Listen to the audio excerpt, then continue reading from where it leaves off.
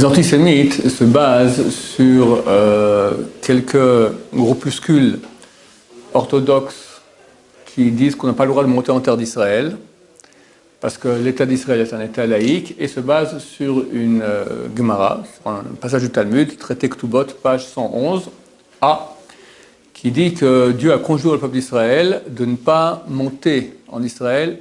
Littéralement, en hébreu, c'est marqué Bechoma. Bechoma, littéralement, ça signifie en muraille. C'est de quoi monter en muraille, comme explique le plus grand commentateur du Talmud, Rashi, un commentateur médiéval accepté et reconnu de tous. Signifie, il dit Yachad, ensemble, Bekoach. Ensemble, Yachad, Bekoach, avec force. C'est-à-dire, on décide maintenant, voilà, ensemble. Donc, je sais pas moi, on est 15 millions de juifs, allez, pas tous, 3 millions, 5 millions, viennent d'un coup comme ça, par force, boum, ils prennent des kalachnikovs, et ils viennent et ils s'installent. Il est clair qu'il n'y a jamais une chose pareille durant l'histoire. La montée, comme ça, la Aliyah en Israël moderne, a été enclenchée il y a environ 250 ans par les élèves du Gaon de Vilna. Le Gaon de Vilna qui était un très très grand rabbin, une des plus grandes figures du judaïsme des 5 derniers siècles, et qui a dit à leurs élèves de commencer à partir en terre d'Israël. Et lentement, les Juifs ont commencé peu à peu, une famille qui vient par-ci, une famille qui vient par-là. Mon arrière-grand-père maternel, il vient de Bukhara, c'est l'Ouzbékistan. Je crois que ma grand-mère était née à Tashkent et mon grand-père est né à Samarkand, d'accord. C'est un peu au nord de l'Afghanistan. C'est loin de l'Afrique du Nord francophone, d'accord. Et ils sont venus en 1973 à dos de chameau. Mon arrière-grand-père, déjà, est venu à dos de chameau depuis l'Ouzbékistan. Ils sont installés ici à Jérusalem, ont créé des quartiers, etc. Donc, c'est pas, il n'y avait ni mouvement sioniste, ni rien du tout. Mais il y avait un mouvement de retour en terre d'Israël. Il faut comprendre qu'il y a une mitzvah de la Torah, d'après Nachmanide, des sages d'Israël, d'après Maïmonide, d'habiter la terre d'Israël. C'est une mitzvah super importante. Maïmonide, lui-même qui dit que c'est interdit des sages d'Israël, néanmoins, écrit dans son livre Mishé Torah, d'accord, qui fait le recueil toutes les lois de la Torah, dans le chapitre des lois des rois, dit qu'on peut quitter la terre d'Israël que pour 4 raisons. Pour se marier et revenir en terre d'Israël, pour suivre son rabbin, parce qu'on ne trouve pas un rabbin avec qui étudie la Torah en Israël, pour aller sauver les juifs de l'étranger, et si c'est la famille.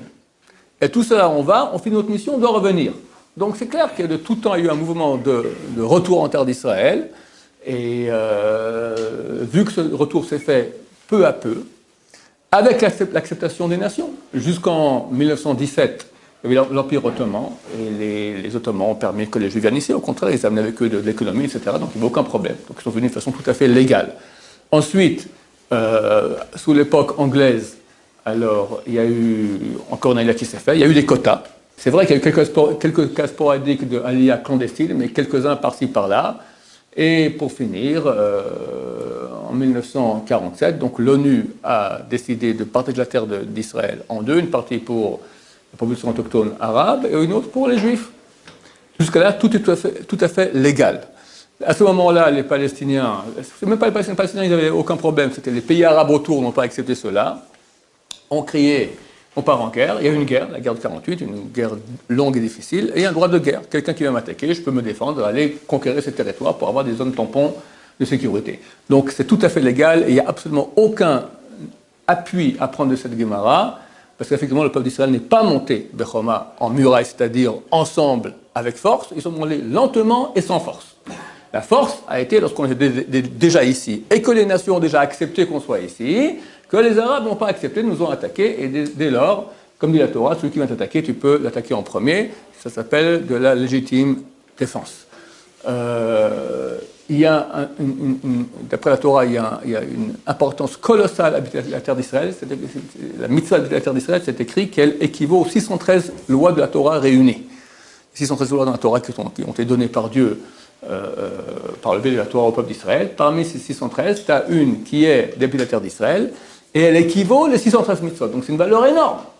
Donc tous ceux qui vont dire qu'on ne doit pas monter en Israël, c'est tout simplement des gens qui ne connaissent pas la Torah, bien qu'ils peuvent avoir une grande barbe et des grandes péotes. Je parle en tant qu'orthodoxe, d'accord. Aujourd'hui, le plus grand rabbin du monde, sans aucun doute, personne, tout le monde est d'accord là-dessus, d'accord. C'est là Chaim Kanievski, qui connaît toute la Torah, vraiment, c'est absolument phénoménal ce qu'il connaît en Torah. Il a Ruach HaKodesh, il a un esprit, il voit des choses il voit tout, que nous on voit rien. D'accord? Il dit à tout le monde, venez tous en Israël. Maintenant, sans discussion. Il n'y a pas. Voilà, alors je ne comprends pas. Et ce n'est pas un orthodoxe, c'est l'orthodoxe du orthodoxe du orthodoxe. Vous comprenez après à quel point, dans quel monde il est. On ne peut pas venir chez lui avec une montre à la main. Parce que lui considère que c'est une façon féminine d'avoir. C'est comme un bijou. D'accord? Il est interdit d'après la Torah qu'un homme porte des bijoux de femme. Donc si un homme rentre maintenant maquillé avec des boucles d'oreilles comme ça, pour lui, même une montre, ça ne va pas. Donc c'est un black orthodoxe. D'accord? Il y a peu aussi orthodoxe que lui. Et néanmoins, il dit Israël, Israël, Israël. De plus, le monde de la Torah, il est où? France, petit. Amérique, un peu plus grand. Israël, phénoménal. Phénoménal. Depuis 2000 ans, depuis pour être précis 1800 ans, 1750 ans, il n'y a pas eu autant de Torah dans le peuple d'Israël comme il y a aujourd'hui en Israël. Donc toutes les grandes yeshivot, toutes les grandes institutions d'études de Torah, tous les grands sages d'Israël sont tous en Israël. Alors qui peut dire maintenant, non, il ne faut pas monter en Israël? Complètement ridicule et faux. Il est vrai qu'une des 4 missions que doit faire le Mashiach, que nous attendons pour très bientôt, le Messie, c'est ramener les Juifs en terre d'Israël. Ça ne veut pas dire qu'il faut attendre bêtement qu'il arrive et que, hop, il nous dit de revenir. Déjà, le Gaon de Vilna, qui était un géant de Torah il y a 250 ans, a dit on doit commencer. Et il faut déjà mettre en place l'infrastructure logistique qui permettra au Mashiach de venir. Lui, il va finir le travail. Tous ceux qui sont encore à l'étranger qui ne peuvent pas venir, il va les ramener en terre d'Israël. Mais en aucun cas, ça contre l'obligation sacrée d'habiter la terre d'Israël. Au contraire, c'est une très grande mitzvah. Baruch Adonai, l'olam amen v'amen.